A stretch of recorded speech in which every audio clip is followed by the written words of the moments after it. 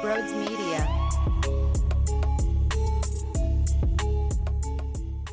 Dave Dombrowski isn't sleeping. He's making moves. And I like the move that he made. The Phillies acquire Austin HAYS. There's a lot more work to be done. I need more. Okay? But this is still a nice, solid move. Now let's talk about what went out. Who are we shipping to Baltimore of all teams? Cristian Pache is a nobody. That's an irrelevant detail in this swap. Seranthony Dominguez, he's had some really awesome times here. It's a shame that slider isn't cooking this season because his right-handed ability out of your pen, if performing well, is a nasty weapon and something that they could use. The problem is, unfortunately, he's been a mess and unreliable. And knowing that Dave is going to add bullpen depth at the deadline, they may not see a way for him to slide back in. Jeff Hoffman, Matt Strom, whoever they get at the deadline, there's 1, 2, 3 ahead of Seranthony. They most likely have Jose Alvarado ahead of Seranthony. Now we get to the weirdness, though. The Orion Kerkerings, the Gregory Sotos, and yes, I'm aware there is a difference between a lefty and a righty and needing a right-handed reliever. I'm aware. Maybe that's Finnegan. Call up Washington, go snag him, and now that is your right-handed pitcher that pretty much takes over for a struggling Seranthony. There's also a name that maybe isn't being talked about enough, and by no means am I putting a ton of stock into this. Maybe the Phillies are. And the reason I'm saying I'm not putting a ton of stock into it isn't because I don't think this person is capable of performing when he returns, but I just don't know where his status is as we sit down and talk today. And that's Spencer Turnbull. What if Spencer Turnbull has something for you? Just throwing it out there. I really don't have a problem with moving on from Seranthony. I thank him for everything he's done, and it shows you how confident Baltimore is with one Craig Kimbrell. Yeah, they are dealing with the uh-ohs that we dealt with last season with Craig. Now, I hate to break it to them. Seranthony isn't really that great right now. But who knows? Maybe a change of scenery and something like this can kick you in the rear end, and then you have a welcoming party in Baltimore, and you start to shove. We'll see. Here, though, it wasn't working. And what you got back is a very good right-handed bat to platoon with Brandon Marsh.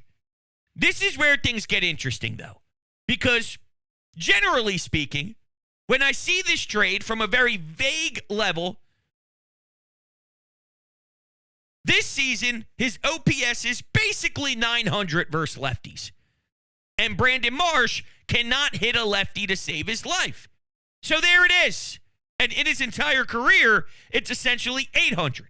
Now we could bring up the dimensions in Baltimore and Camden Yards and how that may play a role with some of the right-handed hitters. And I saw a stat from Jason Stark saying he's got his hardest hit percentage of his entire career this season and only 3 home runs to show. And if you do the math and you look at maybe how things have changed over the last couple of years in that ballpark, he could have another 11 home runs added to his total. I'm just the messenger. Take that information how you please. The question becomes, is there more layers to this? Is it as simple as When there's a righty on the mound, Brandon Marsh gets the nod. When there's a lefty on the mound, Austin HAYS gets the nod. And Johan Rojas is flying around center field no matter what, and your number 9 hitter is essentially useless. Or is Brandon Marsh playing center, and Austin HAYS is grabbing an opportunity to play in left field and see if he can work himself back into the all-star level guy that he was last season. Dude was in the all-star game last season. Something obviously happened for Baltimore to go, yo, dude, I think it's time to send you to Philadelphia. And they have a ton of young talent, and, they've sort of been blossoming there all over the field with super young guys. That's intriguing. And I'd be lying to you if I said I followed every single second of where the Baltimore Orioles are right now, because I've been so damn focused on my baseball team and trying to get them back to the World Series after last year's heartbreak in the NLCS. Reality is, though, there's something in that, okay?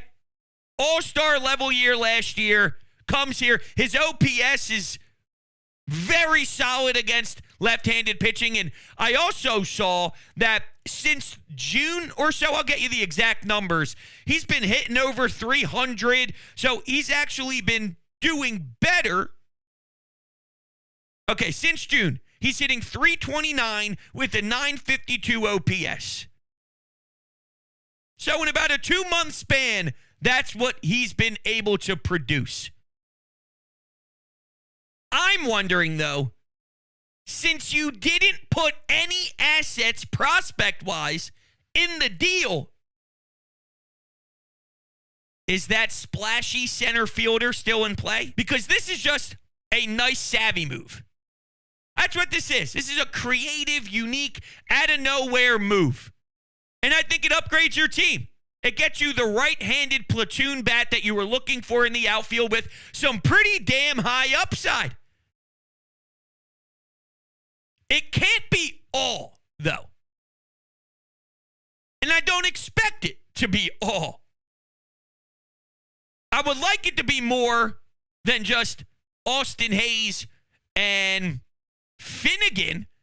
If you walk away from the deadline on Tuesday, if we are wrapped up and finished, and all Dave Dombrowski has to show for himself is Austin HAYS and Finnegan, that's an extremely disappointing deadline. I think everything we talked about prior to this trade should all still be on the table. This is almost swapping a Seranthony Dominguez for a hole that you were looking for, because Seranthony Dominguez probably wasn't going to be somebody that you relied on late anyway, because as I alluded to, you run through some of your bullpen options. If you have 4 or 5 guys on the list before Seranthony, he may just not even be used. So if he's not even going to be used and you can pick up something that can fill a hole that you were looking at for the deadline anyway, we can cross that off the list and still have all of our prospects to pounce for what we still need to do, which is make a loud noise. I forget if I said this here or if I said this on the radio. So I'm going to say it again.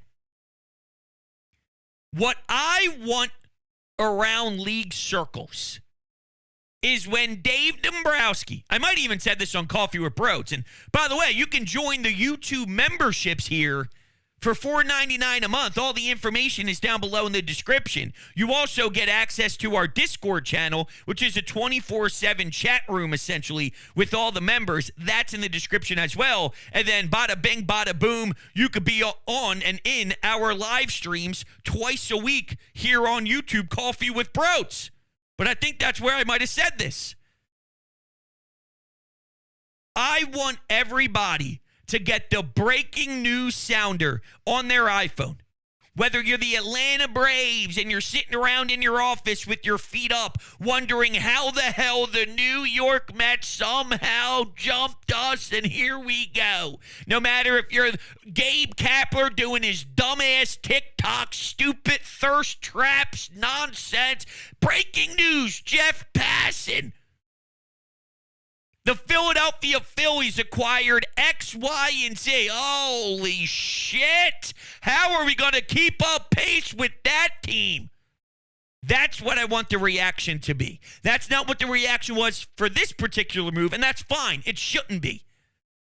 But when they look at the total package on Tuesday and on Wednesday, when everybody's assessing how the teams who were buying did, I want it to be the Phils and then everybody else underneath of them. And there's still plenty of opportunities to do so.